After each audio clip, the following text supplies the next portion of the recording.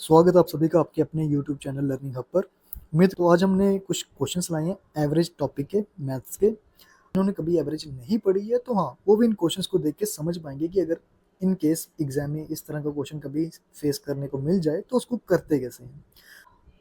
और जितने भी फ्रेशर्स हैं वो इन क्वेश्चंस को ध्यान से समझना, और जिनको आता है वो वीडियो पॉज करना, क्वेश्चन सॉल्व करना और नीचे कमेंट करना टाइमिंग कि तुम लोगों ने कितने टाइम में क्वेश्चंस को सॉल्व कर दिया था। ठीक है, तो वीडियो ज़्यादा लंबी नहीं रखेंगे, चलिए क्वेश्चन शुरू करते हैं। देखो ये रहा आपका पहला क्वेश्चन। ये क्वेश्चन आपको एसएससी में देखने को मिलेगा, बैंकिंग में भी आ जाता है लेकिन क्लरिकल लेवल में, आरआरबी क्लर्क ऐसा दिख सकता है। कह रहा है आपको बतानी एवरेज किसकी, सभी ऑड नंबर्स की, जिन किस किस के बीच में ऑड नंबर 1 और 40 की। और फ्रेशर्स को लगेगा डर कि 1 से लेकर 40 तक हम पहले ऑड नंबर्स को लिखेंगे, फिर उन, क्योंकि एवरेज का फॉर्मूला क्या है, sum of observation divide by number of observations, यही होता है। तो हम इतना लिखेंगे, काउंट करें, क्या पेपर में इतना टाइम होगा? नहीं। एक एवरेज का बेसिक रूल और होता है, एक तो sum of observations divide number of observations है, लेकिन एक रूल क्या बोलता है कि अगर आपके पास कभी भी गिवन ऑब्जर्वेशंस में डिफरेंस सेम है तो उसको एवरेज आप कैसे निकाल सकते हो, फर्स्ट और लास्ट को ऐड कर दो, डिवाइड बाय 2 कर दो। फॉर एग्जांपल मैं ये कह रहा हूँ, अगर इन केस आपके पास एक नंबर ए दिया है, एक बी दिया गया, एक सी दिया गया, एक डी दिया गया, ठीक है। अगर ए और बी में मेरे पास जो डिफरेंस दिया होगा वो एक्स का होगा, बी और सी में भी डिफरेंस एक्स का आ रहा है और सी और डी में भी डिफरेंस किसका आ रहा है, एक्स का। तो उस केस में हम एवरेज कैसे निकालते हैं? तो हम फर्स्ट टर्म लेते हैं, लास्ट टर्म लेते हैं, इनको ऐड करके डिवाइड बाय 2 कर दो तो हमारे पास एवरेज आ जाती है। लेकिन ये सिर्फ उन्हीं में अप्लाई हो पाता है जिनमें डिफरेंस ऑब्जर्वेशंस का क्या रहेगा, सेम। तो चलो इस चीज़ को यहाँ पर अप्लाई करके देखते हैं क्या इस पे हो पाएगा कि नहीं। तो हमें पता है 1 एक ऑड नंबर है, देन 1 के बाद 3 आता है, 3 के बाद 5, 5 के बाद 7, ऐसे चलते चलते हमारे पास जो लास्ट के ऑड आएंगे बस 37 आएगा और 39 आएगा। अगर आप लोग इनको ध्यान से ऑब्जर्व करो, क्या इन सभी नंबर्स का, चाहे ऑड है इवन कुछ भी हो, क्या इनके बीच का डिफरेंस सेम आ रहा है? देखो 3 और 1 में डिफरेंस एक का, 5 और 3 में 1 का डिफरेंस, अगेन 5 और 7 में 1 का डिफरेंस, 38 39 में डिफरेंस 1 का।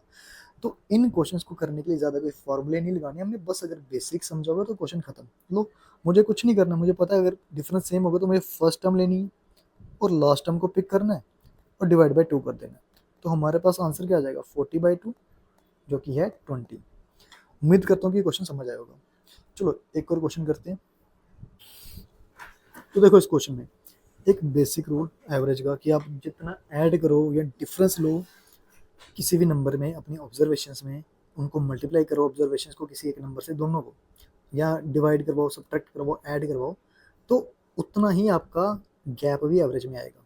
मतलब ये कि अगर मैं एक नंबर लेता हूँ 40, एक लेता हूँ 90, एक लेता हूँ 20, मुझे बताओ इनकी एवरेज क्या आएगी। तो हम इन सबको ऐड करेंगे तो 90 और 40 आपका 130 और 20 150। नंबर 3 है तो तुम्हारे पास एवरेज निकल के आ जाएगी 50। पहले इसको समझ लो।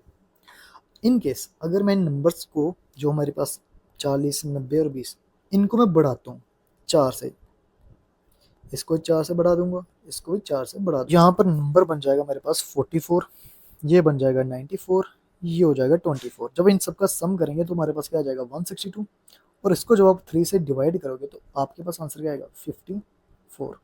ठीक है, तो अब देख रहे हो जो चीज़, जितना मैंने सम इंक्रीज अपनी ऑब्जर्वेशन में किया उतना ही सम इंक्रीज किसके में होगा, आपका एवरेज के अंदर भी।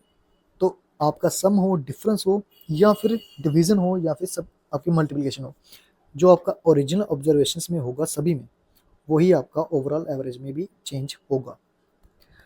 तो यहाँ पर देखो क्वेश्चन में वो क्या कह रहा है, 12 नंबरों की एवरेज दी है 16, तो हर एक नंबर को 2.5 से बढ़ाना है। तो अगर हर एक नंबर बढ़ेगा तो एवरेज भी तो उतने से ही बढ़ेगी। तो मतलब हमें 16 को सीधा सीधा मल्टीप्लाई करवा देना किससे, 2.5 से, तो हमारा आंसर क्या आ जाएगा 40। एक क्वेश्चन तुम लोगों के होमवर्क, इस क्वेश्चन का आंसर क्या होगा जल्दी से कमेंट में देख के मारो अगर क्वेश्चन समझ आया तो आज के लिए इतना ही, मिलते हैं किसी नेक्स्ट वीडियो में, तब तक के लिए प्रैक्टिस करते रहो। All the best.